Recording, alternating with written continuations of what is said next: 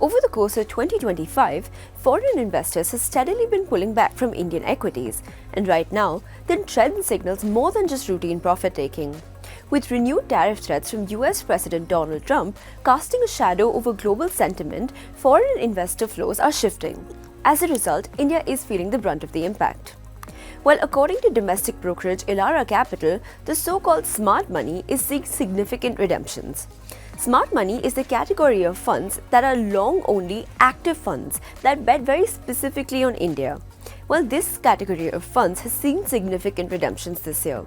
Instead, capital from foreign investors is increasingly flowing into passive ETFs, which points to a broader, macro-driven strategy rather than an India-specific conviction. Foreign investors currently hold about $980 billion in Indian assets.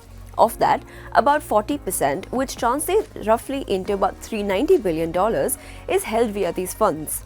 However, their allocation style is changing. The smart money that drove India's equity rally in 2023 and much of 2024 is now stepping back. So while headline FII flows, especially in the cash markets over the past few months barring July, may look positive, the underlying story reveals growing foreign investor hesitation. This shift, meaning the redemptions in these active funds, began after Trump's election. From November 2024 to March 2025, India saw a steady exit from these high-conviction funds. Now, foreign active redemptions in India-focused long-only strategies, which was seen for the first time after April 2018, have resurfaced post-January 2025. The last major phase of investor euphoria in India-focused active funds peaked in January when assets under management touched $47 billion. This was followed by a steep 60% decline in AUM, bottoming out by March 2020.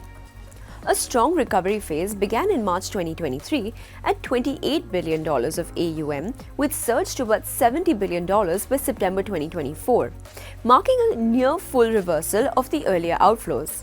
However, recent data suggests that another round of AUM decline might be underway. Foreign investors are now favoring ETFs, which is a classic risk-off move. The move to ETFs often signals caution, not confidence, as it reflects a top-down asset allocation, not bottom-up optimism. So what the redemptions also signal is reducing foreign investor confidence in India's near-term economic fundamentals, policy direction, and earnings visibility. Unlike active flows that represent deeper, longer-term conviction, passive inflows measured through ETFs indicate top-down plays, simply driven by global asset allocation models rather than country-specific optimism. Another key trend that investors should watch out for is that global funds are rebalancing their capital. They are rotating out of India and moving into China. Elara says that this might be driven by China's relative undervaluation or a tactical shift. This move towards China instead of India can also be seen as China's strong policy support and earnings recovery. Active fund exits, the first since 2018, suggest that conviction in India is failing and crowded positioning risks might be building. So stay tuned to Moneycontrol as we track how this evolving FII trend shapes the Indian markets in the months coming ahead. Network 18 is now the clear leader in digital media, with 55% more users on native platforms and social media than Times Internet.